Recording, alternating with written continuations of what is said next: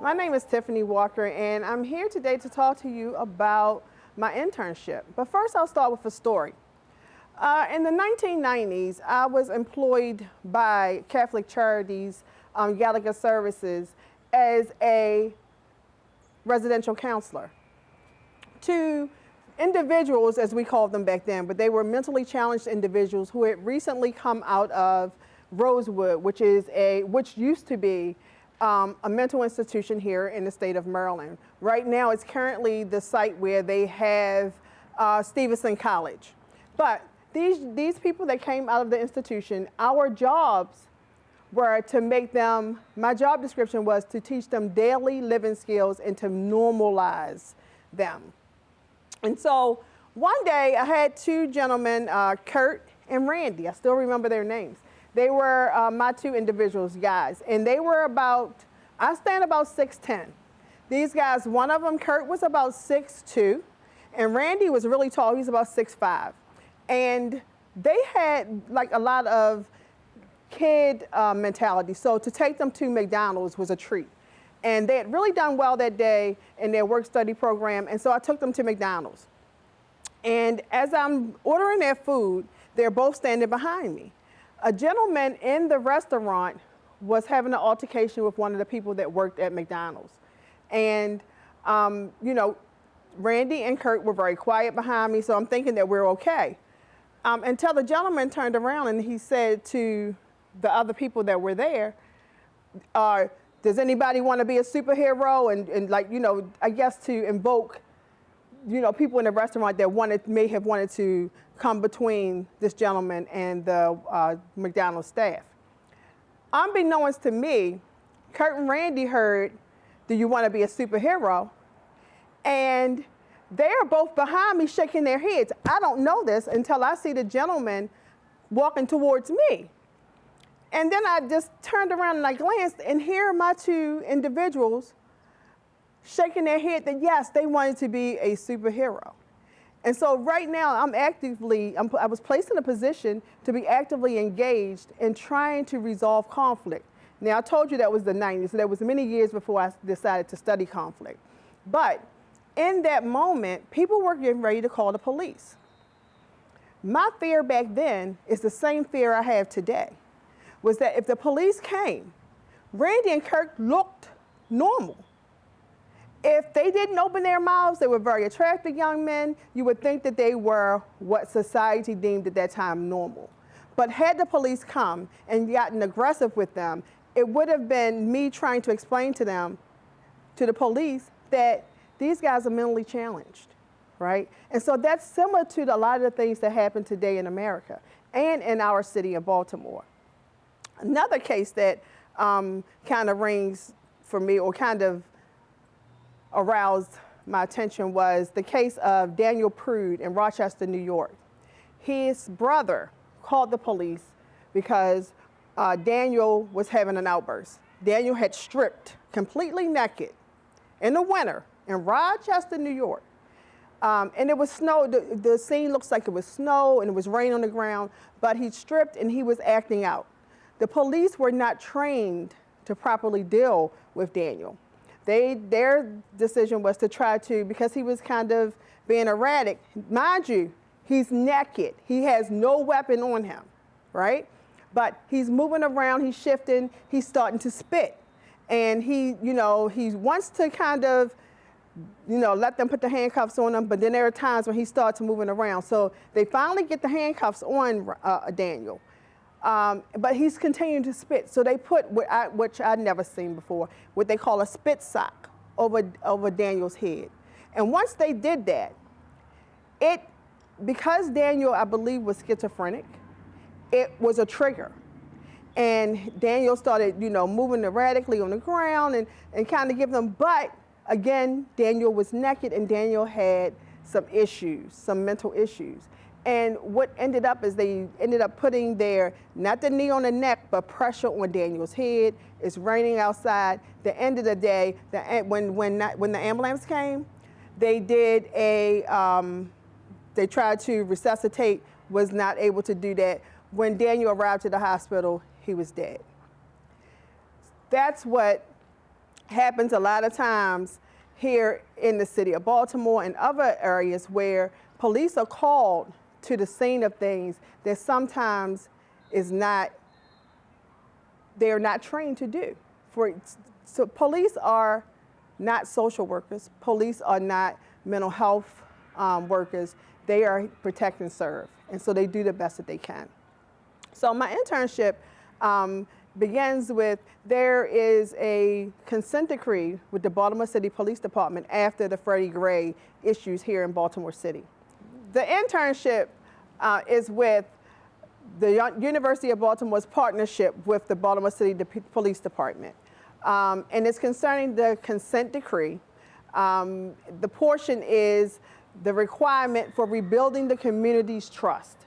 So the objective is for the police to build the community's trust after the Freddie Gray riots. So that was what they saw as a big need. So the Mayor's Office of Neighborhoods and Safety, which we use a lot of the acronyms, so that's MUNSI. So moving forward, I'll be saying MUNSI. So that's the Mayor's Office of Neighborhood Safety. MUNSI had a neighborhood piloting program that they began in South, West, and South Baltimore with two of the nonprofits. So when I met with my supervisor for the internship, I asked what was the need, where could I help? And he said there is a need for a 311 campaign. And so I thought, like, a 311 campaign. Now, I work for the city of Baltimore, and I was here when Baltimore City started a new campaign, or the new 311 some years ago. The city of Baltimore was the first one that started the 311, and it was because 911 was being used for everything, because that's all we had, and it was getting inundated with phone calls. And so the city of Baltimore decided to have 311 for non-emergencies. Now, University of Baltimore on this project serves as evaluation partners. So what they're doing is, as a part of this pilot program, they're evaluating how well we work through the pilot, right? And the University of Baltimore serves as an evaluation partner for the neighborhood pilot program under MUNSI. And so, you know, with the need for a 311 campaign, my thought was, well, what would that look like? And so I identified the root cause, and the root cause I thought was, or I think, are two. One that came right off the top is the lack of knowledge on the community's end. The community, you have people in the community, we have a very diverse community in the city of Baltimore, communities rather. You have a huge Spanish population. You have folk that just don't know, and assuming that people know is the wrong thing. And I think that's what a lot of people that use 311 and other services, if you know, you know. So it's almost like when I go some places, I'm preaching to the choir. When I go to other places, it's an awakening. The second root cause I identified with was the lack of trust for the police. And so because there's issue with trust, people sometimes use 311 and 911 interchangeably, not having the knowledge of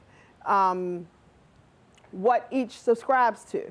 And so there was a great need in those two communities. One thing about those two communities is the Southwest and the Southern end is they are communities that are what we would call in our equity zones. So they're, the social economics are different. One of the one in South, no, the Southern one actually has huge drugs issues, huge prostitution, sex trafficking issues, and addiction, right? And so then you have kids in those communities that are around all of that.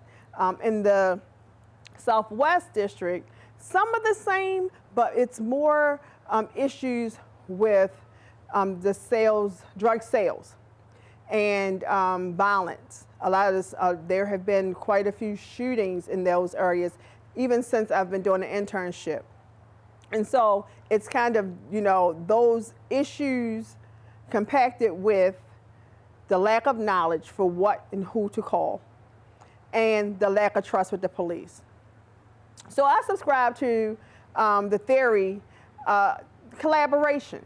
Collaboration in this instance would be, to me, a win-win. If I could, you know, start a campaign, in which I did, was the 311 versus 911.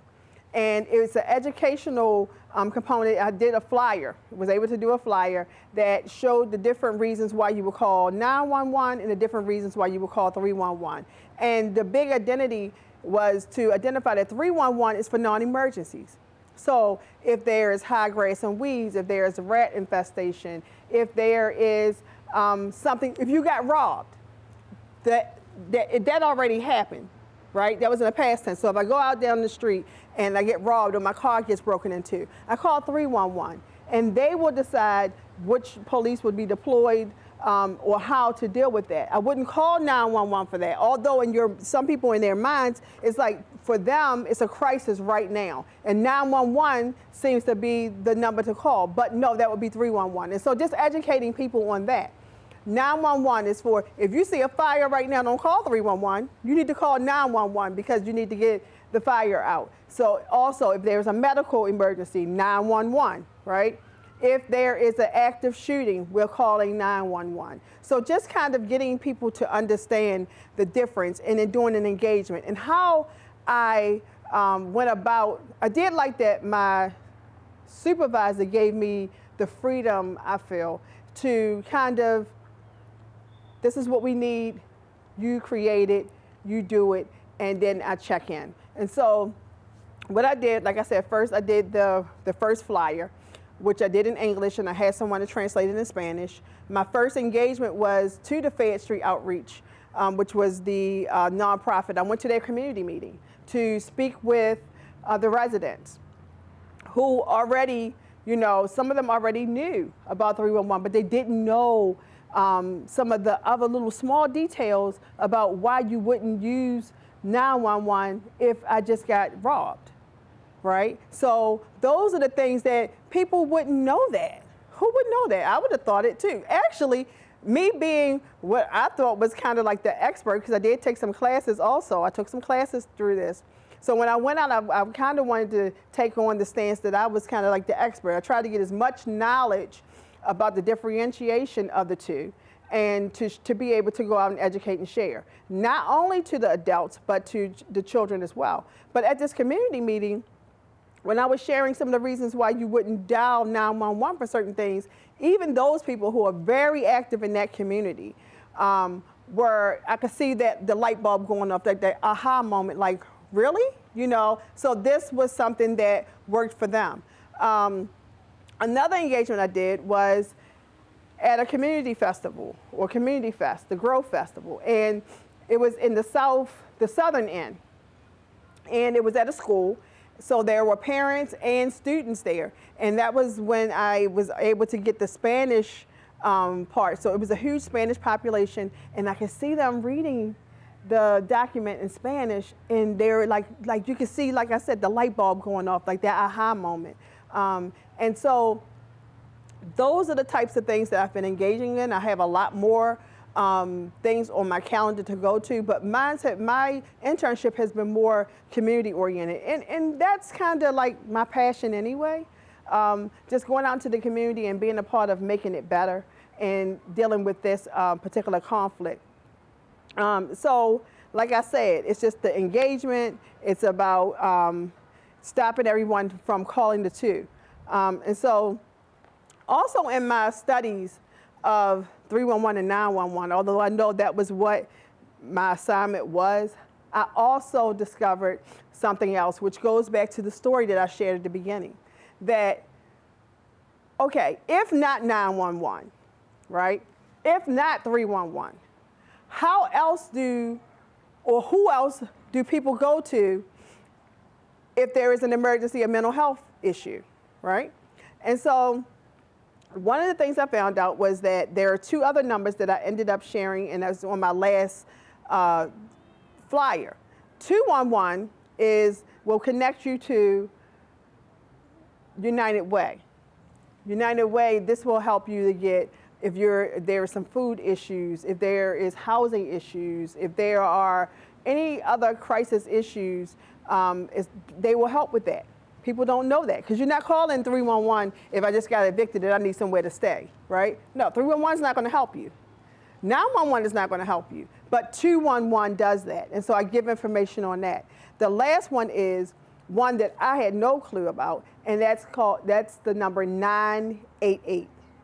And 988 is a mental health crisis number that you call if you or someone in your family is contemplating suicide.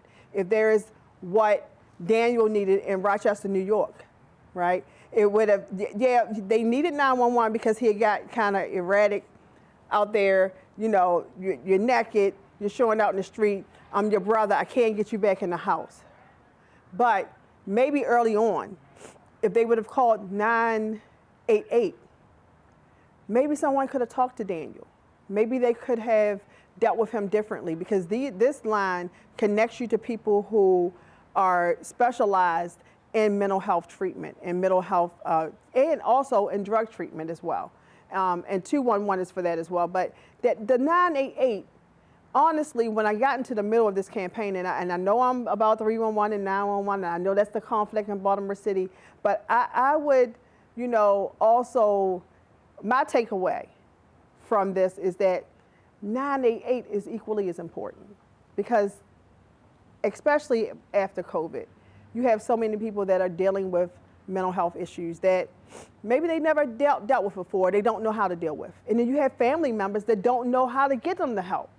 Some people are just not going to go to the doctor. They don't want that face-to-face. They may talk to somebody, but they may not want to go to the doctor to take care of that. And so that's, you know, the gist of it. I'm still doing the work. I'm still out in the field. Still have quite a few engagements to talk to people about the 911 versus 311 campaign.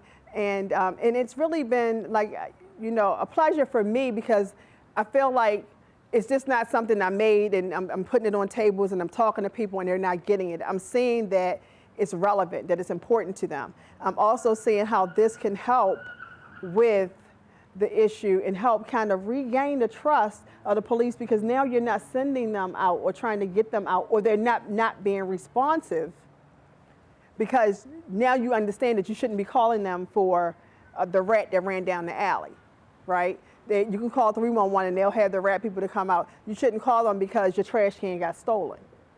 You call 311, they'll have someone to come out, right? And so those are the things that what we may think, you know, or assume is a small conflict, but conflict is conflict and it's unavoidable.